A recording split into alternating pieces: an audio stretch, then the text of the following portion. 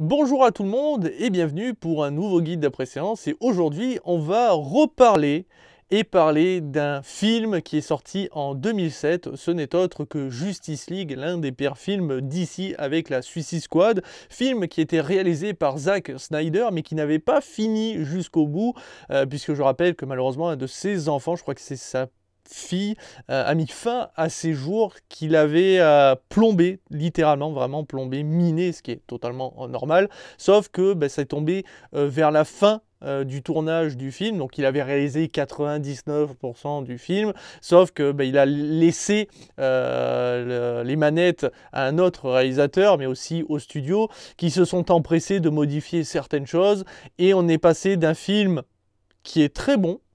Vraiment, il est très très bon, à un film totalement catastrophique. D'ailleurs, on est passé d'un film où il y a du sang à un film qui n'en a clairement pas. Il y a eu beaucoup plus d'humour dans la version originale que dans la version de Zack Snyder.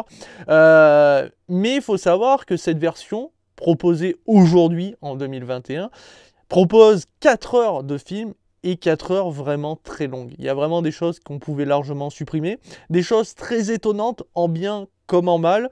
À noter aussi qu'il devrait avoir une version en noir et blanc, et je vous avoue, je m'en contrefous. Moi, je voulais juste voir la version de Zack Snyder, sa vraie version, celle qu'il voulait nous proposer à la base.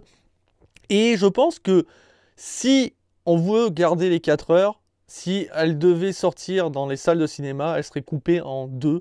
Et le souci, je ne vais pas vous le cacher, la première partie serait totalement catastrophique. Elle est beaucoup trop longue, il ne se passe rien, et il faut attendre vraiment la seconde partie où il y a beaucoup plus de choses qui se passent, forcément au niveau action et tout. Je pense que la première partie serait un peu comme Le Hobbit, le voyage inattendu, le premier film qui est vraiment trop chiant, où il ne se passe rien, on va pas se le cacher, mais ça met l'histoire en route. Là c'est un peu la même chose. Donc je ne sais pas si on pourrait faire deux parties de cette Zack Snyder cut, si on peut dire. Mais il est sûr d'une chose, c'est que sur les 4 heures, c'est quand même très très long. Et sachant qu'en plus, je me suis tapé ces 4 heures-là, plus les 2 heures de l'autre Justice League, pour voir les différences, ou en tout cas pour me remémorer, et ça n'a pas été facile. Mais je vous cache pas que finalement, après avoir revu la version originale, et avoir vu la version de Zack Snyder, il y a des bonnes choses sur la version originale et que je préfère même largement à ce que nous a proposé Zach. Donc je vais essayer de faire une partie sans spoil. Je vais pas remémorer les acteurs. Il y a Henry Cavill, Jason Momoa, Ben Affleck, tout ça. Il y a des gros acteurs. Donc qu'est-ce que nous propose cette version Director's Cut de Zack Snyder? À qui est destiné ce film? Déjà, je le destine à tous ceux qui ont boudé Justice League, qui ont vraiment détesté. Je vous invite à regarder cette version-là. Elle est dure à regarder parce qu'elle est longue, mais vous verrez qu'il y a de très bonnes choses. Et déjà, la meilleure chose pour moi, ce n'est autre que Steppenwolf. Enfin, on a un véritable méchant charismatique qu'on n'avait pas dans la version originale. Il ne ressemblait à rien. Alors déjà, il ne ressemble pas à ce qu'il est dans les comics, mais au moins déjà là, il est charismatique. Il est mastoc, il fait peur. Tu sens qu'il est violent, tu sens qu'il a une force surhumaine. Là, vraiment, on le sublime. Bien que l'armure est beaucoup trop clinquante à mon goût, mais sinon, vraiment, il a une gueule de méchant, alors que dans la version originale, sans déconner, je ne sais pas ce qu'ils ont voulu faire. En plus de ça, son background est là, cette fois, beaucoup plus étoffé et beaucoup plus intéressant. Alors, je rappelle encore une fois que c'est comme dans l'univers Marvel, il existe multiples univers, ce qui fait que Steppenwolf, suivant les univers, n'a pas le même background. Mais ici, au moins, il est intéressant parce qu'on comprend pourquoi il est sur Terre, pourquoi il récupère ses cubes et pourquoi il part de Darkseid. Parce que je rappelle que dans la version originale, il mentionne très brièvement Darkseid. Dans cette version-là, on se dit que c'est lui le grand méchant et qu'il travaille juste pour un autre, mais que c'est lui le méchant. Alors qu'en fait, pas du tout. Et c'est ce qu'on va comprendre dans ce film-là. Et ça, c'est très, très intéressant. En plus de ça, on va voir Darkseid. On va le voir. Je n'en dis pas plus, bien entendu, pour éviter de rentrer trop dans les détails. Mais ça, c'est très intéressant. Donc vraiment, pour moi, c'est le gros point fort de cette version-là de Justice League. C'est Steppenwolf. Sans déconner, je ne sais pas pourquoi ils ont coupé à ce point-là et modifié le Steppenwolf de Zack Snyder, parce qu'au moins, dans la version originale du film, déjà, ça aurait été plus cool à regarder, parce qu'au moins, on aurait un vrai méchant badass, et ça aurait justifié très clairement la venue de Superman. En fait, c'est con à dire, mais dans Justice League, quand vous regardez le méchant, vous vous dites, ressusciter Superman, il n'y a pas de grand intérêt, en vrai. Et c'est sans déconner, oui. Alors que là, au moins, ça a du sens, parce que Steppenwolf, il est vénère, il tue en masse, il a une légion à ses ordres qui est tout aussi mortelle. Là, ramener Superman, oui, parce que sinon, bah, tu te dis que la planète, c'est terminé.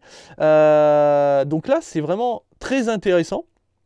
Aussi, au niveau de certains backgrounds de personnages plus étoffés, on a Cyborg, on comprend mieux sa relation avec son père, là où c'était un peu plus bâclé. D'ailleurs, on sait ce qui arrive enfin à son père, qui n'était pas montré dans la version originale, qui est là montré, mais du coup ça fait une partie beaucoup plus longue, mais au moins a du sens.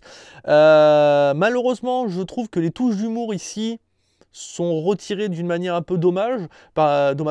On va dire par exemple pour Flash, je rappelle la scène où ils sont dans un énorme entonnoir là, où ils vont essayer de sauver des civils.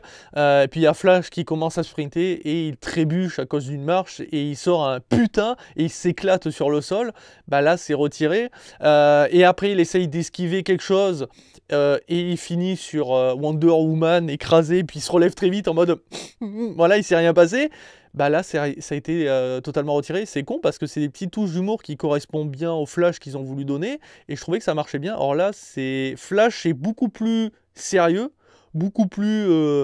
Enfin, plus serein, on va dire, à se battre contre les méchants, alors que dans la version originale, il est plus frileux, il a peur. C'est Batman qui essaye de lui dire « fais-toi confiance ». Et c'est vrai que ça avait un peu de sens dans cette version-là, puisque Flash, c'est pas quelqu'un qui se bat, il n'est pas là pour ça à la base, donc c'est normal qu'il ait peur. Or là, il est lâché en mode, bah, il sait se battre, il fait son taf normal, sans se poser de questions, et c'est un peu dommage, très clairement. Il y a aussi une grosse différence que j'ai pas bien compris, le passage où Cyborg pilote le véhicule de Batman, et à un moment, il s'arrête, tu entends que la machine s'arrête, et il se barre, parce qu'il dit « Ah mince, le cube !» et il se barre. Et là, tu as Flash qui dit « Mais attends, il est en train de nous lâcher !» Ça marche, sauf que dans la version de Zack Snyder, tu as la machine qui s'arrête, et tu as Cyborg qui se barre, et il se passe rien. T'as pas un mot de Flash, ni un mot de Cyborg, il se barre. Alors, moi, comme j'ai vu les deux versions, je sais pourquoi il se barre. Sauf que là, on est en plan en mode « What ?» Et quand il fait son comeback en mode « Je reviens parce que j'ai récupéré le cube », tu fais ah, « T'aurais pu au moins le dire. » Ou au moins Flash faire sa petite touche d'humour, ça aurait fonctionné. Donc vous voyez, il y a des choses qui sont retirées, des choses qui sont remises. Mais il y a des très bons points, on va pas se leurrer, vraiment, le background est vraiment développé pour certains protagonistes.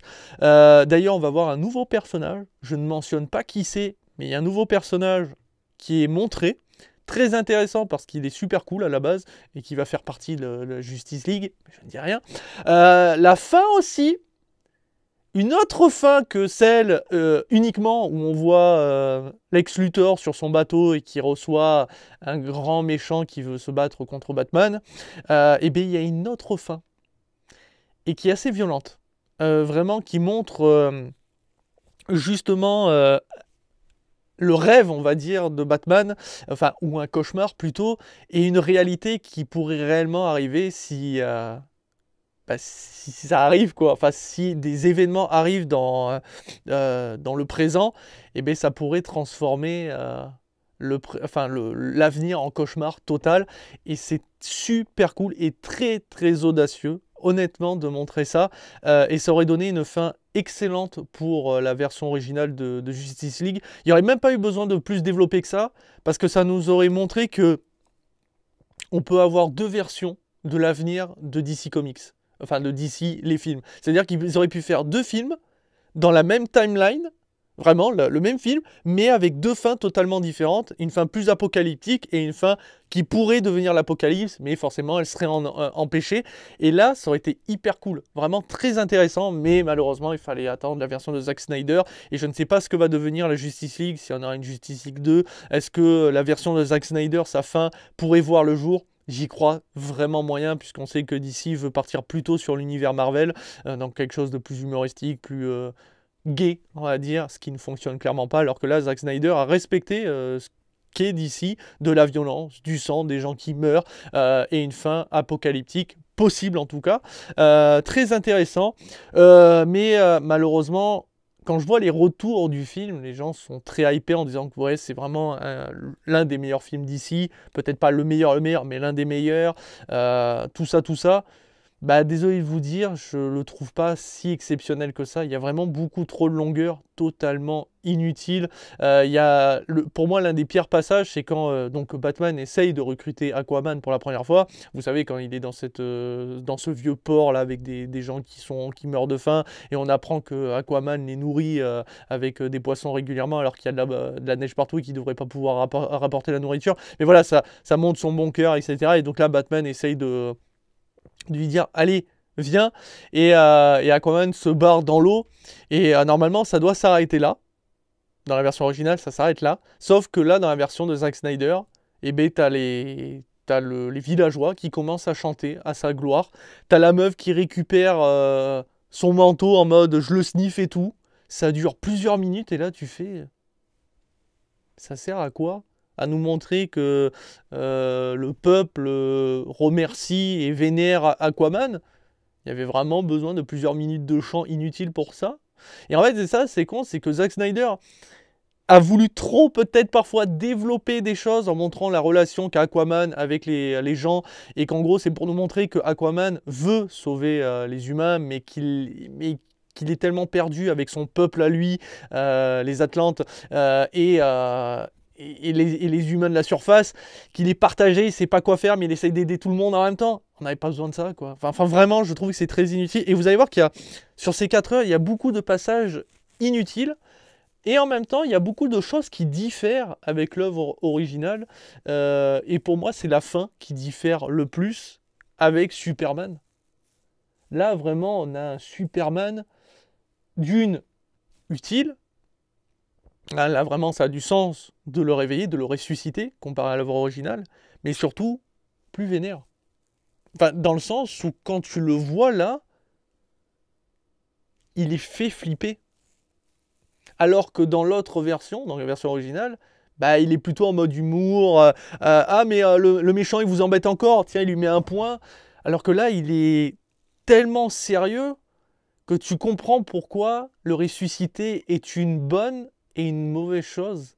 Ce qui explique la fin qui nous est proposée.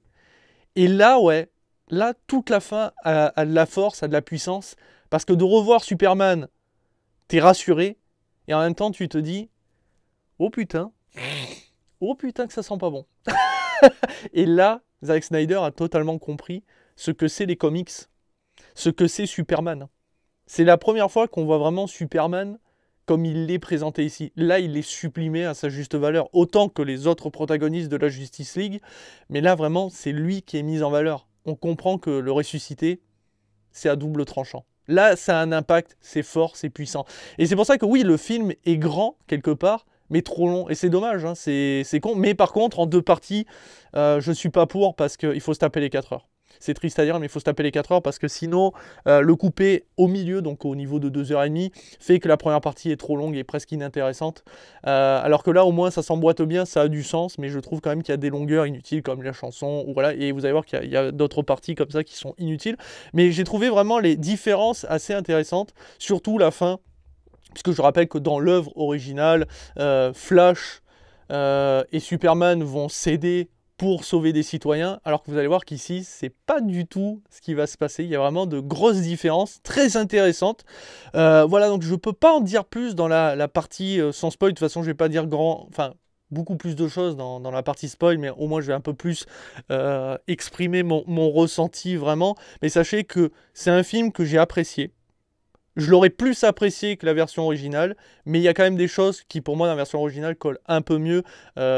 Surtout le passage où, encore tout bête, hein, mais le passage où il y a le fameux mecha de Batman qui apparaît, où il appelle Alfred en disant vite, déployez le robot, donc le robot apparaît.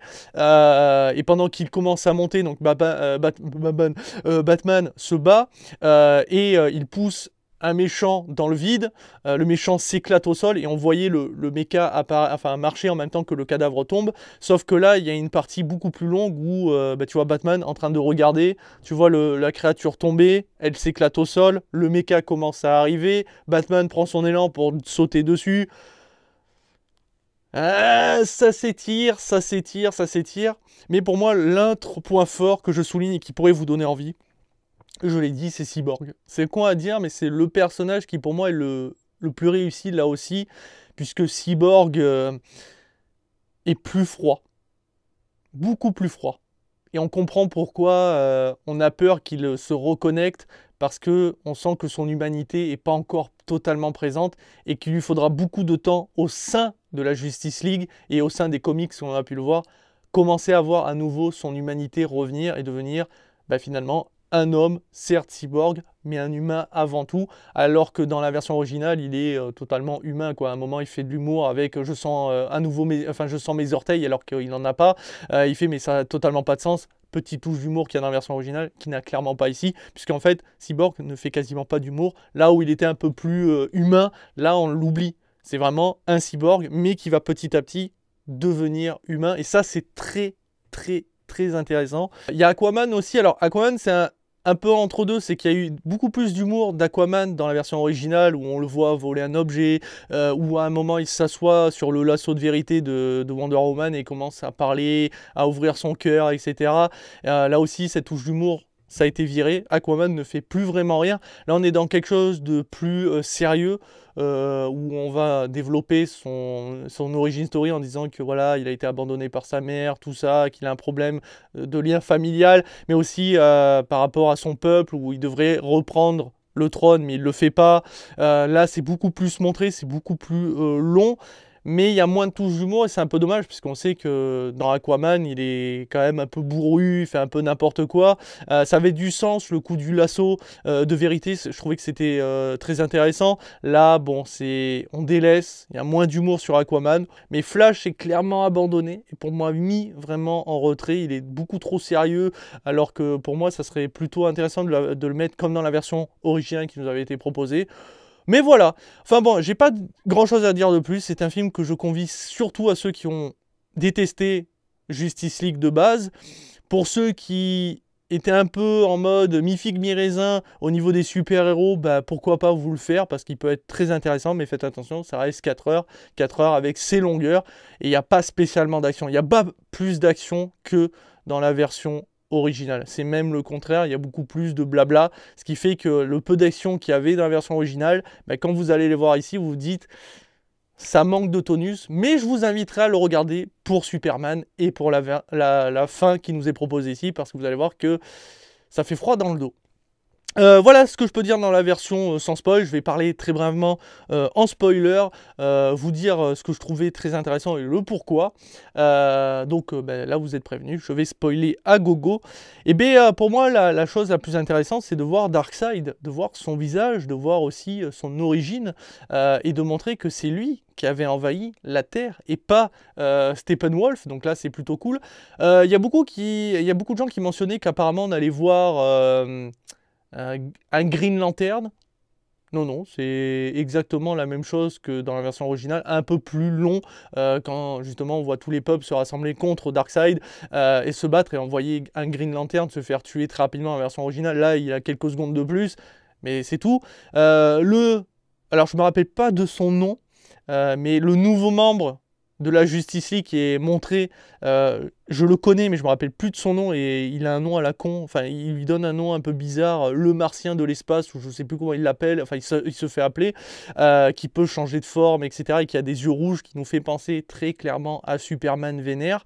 C'est cool de le voir, ça c'est pour moi le gros point positif, sachant qu'en plus il manipule un petit peu Lois Lane, voilà, puisqu'en fait il faut savoir que dans la version originale Batman parle de son plan B, donc son arme ultime contre Superman s'il vient se retourner contre eux, et en fait c'est Lois Lane. Sauf que là en fait Batman n'a pas de plan B, il n'avait rien, et en gros c'est grâce à cet extraterrestre qui vient de l'espace que Lois Lane va débarquer, même si c'est montré un peu d'une manière simpliste.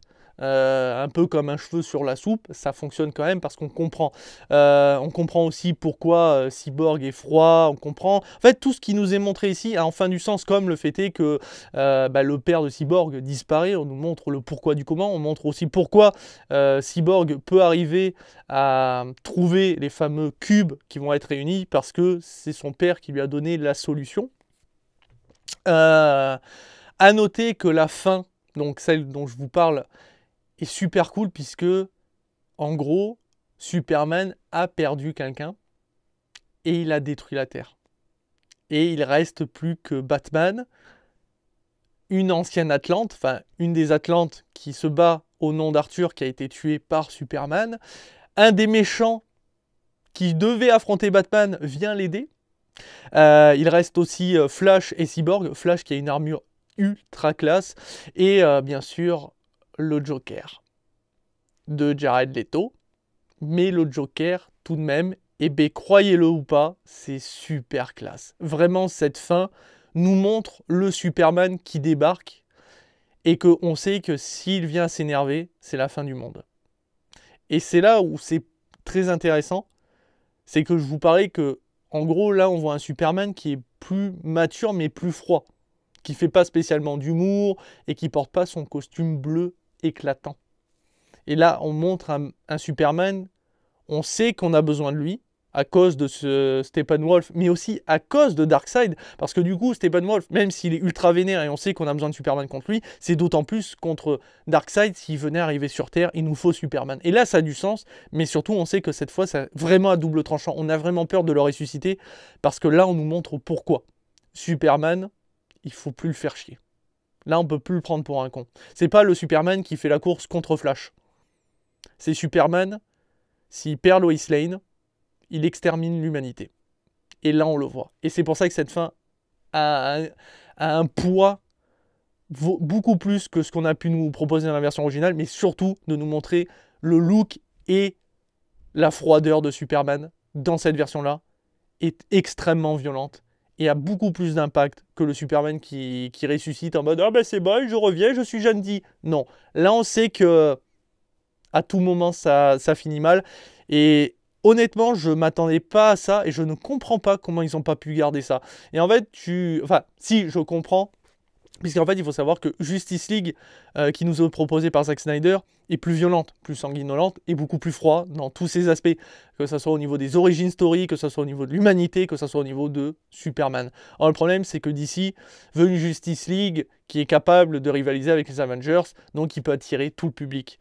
Alors le problème, c'est que si on te montre un Superman qui est capable de tuer, qui porte un costume qui est très sombre, donc on sait qu'il a une part sombre en lui, ça serait faire peur en fait. Or, le problème, DC ne veut pas faire peur. Et c'est dommage parce que si DC avait proposé, même sur 2 heures, même coupé, cuté, même s'il n'y avait pas tous les origin story proposés comme dans cette version de Zack Snyder, les 2 heures auraient été plus impactants que la version originale qui nous est proposée à la base. C'est vraiment dommage parce que là, oui, là, le Justice League, si j'avais vu ça en 2007, j'aurais été là. Ah ouais, Superman, il claque, on a peur. Ça marche. Et ça aurait été bien meilleur. Hein. À noter aussi que le film, au niveau de la relation entre Wonder Woman et Batman, est plus intéressante là, parce qu'il y a moins de jeux de drague, si on peut dire, même si on sent qu'il y a toujours le coup de la main qui se pose sur celle de Batman, en mode « Oh, tu sens qu'il y a un truc, mais ça va pas plus loin dans le sens où on montre pas qu'il boit un coup, que Batman est en mode oh, il essaye de la dragouiller un peu, elle s'inquiète pour lui et tout. » Là, c'est montré d'une manière plus subtile. Tu sens qu'elle est inquiète, tu sens qu'elle est un peu attachée, mais on ne sait pas trop si elle a des sentiments ou non. C'est beaucoup plus subtil et cette subtilité fait que là, encore une fois, c'est bien meilleur. Et oui, très clairement, ce Justice League est meilleur en tout point par rapport à la version originale, même s'il y a des choses dans la version originale que je préfère, parce qu'au moins il se prend pas la tête sur certaines choses, il va plus vite dans certains aspects, il y a des musiques plus badass, etc. Mais ce n'est pas un chef-d'œuvre absolu, beaucoup trop de longueur, mais au moins, on a un bon film. Au moins, on a quelque chose qui met en valeur la Justice League et qui met en valeur l'univers d'ici. On a des méchants badass, on a des méchants qui peuvent exterminer la planète, même avec Superman à ses côtés, mais on sait aussi que le plus grand danger, c'est nos alliés, donc Superman. Et ça, c'est l'énorme point fort de ce film-là. Même la fin où, dans la version originale, il sauve des civils avec Flash, là, il se concentre uniquement sur la baston, sur les méchants, parce qu'il n'y a plus de civils. la ville est totalement vide, ils peuvent se focaliser sur le combat et du coup le combat est plus intéressant, surtout que Batman se bat beaucoup plus avec son arme, avec ses véhicules, avec ses gadgets, il est beaucoup plus utile, il y a plus d'action à la fin, c'est pour ça que la deuxième partie est très intéressante, mais que du coup la première serait presque inintéressante si on devait la couper en deux, donc c'est pour ça qu'il faut garder ces 4 heures d'un coup. Je ne sais pas si le film aurait plus d'impact en noir et blanc, je pense qu'il aurait un cachet très particulier, mais je pense pas que ça le sublime encore plus. Pour moi, Zack Snyder nous offre une version réelle et sincère des comics de DC. Vraiment, là pour moi, c'est lui qui a tout compris, et c'est dommage que son film sorte que en 2021, sachant après tous les débâcles qu'a eu Justice League et DC après avoir sorti plusieurs films qui se sont écroulés à chaque fois. Là, Zack nous montre à quel point c'est un fan de l'univers DC. Il respecte son univers, il respecte le background, il essaye de nous offrir un film qui met en valeur ses super-héros, mais aussi ses super-vilains. Et aussi l'univers ultra étendu de DC, puisqu'on parle de multivers, on parle de plein de choses, et là, ça marche réellement. En plus de ça, chaque héros, chaque méchant se bat, a de l'impact, a de la puissance, et ça, c'est vraiment extrêmement cool, mais bon, il fallait attendre 2021. Donc voilà, c'est tout ce que je vais rajouter. Je ne vais pas rentrer plus dans les détails. C'est un film que je conseille réellement, on ne sait jamais, pour la curiosité. Peut-être que vous allez être déçus, mais au moins, il faut reconnaître une chose. Putain que Zack, il a été bon et il a été amoureux de son travail à ce moment-là. On sent qu'il s'est donné corps et âme, et que son film a été charcuté, et c'est vraiment dommage pour lui, mais au moins il nous offre sa vision, et c'est ça le plus important. Mieux vaut tard que jamais. Et bien voilà qui conclut cette longue critique. Je me suis beaucoup répété, mais il fallait vraiment que je vous dise à quel point j'ai quand même passé un bon moment, mais ce n'est pas le chef-d'œuvre absolu, et je préfère quand même encore et toujours Batman vs Superman. Toutefois, Justice League fait partie des meilleurs films d'ici aujourd'hui, mais je parle bien de Justice League de Zack Snyder, et je ne félicite clairement pas DC d'avoir fait ce qu'ils ont fait à ce Justice League là, parce qu'ils auraient eu un très bon film qui aurait rapporté des milliards sans problème et qui aurait eu des meilleures critiques. Mais bon, quand on est con, on est con. Allez, sur ce, je vous dis à très bientôt pour toujours plus de vidéos, que ce soit sur Twitch ou YouTube. Ciao ciao.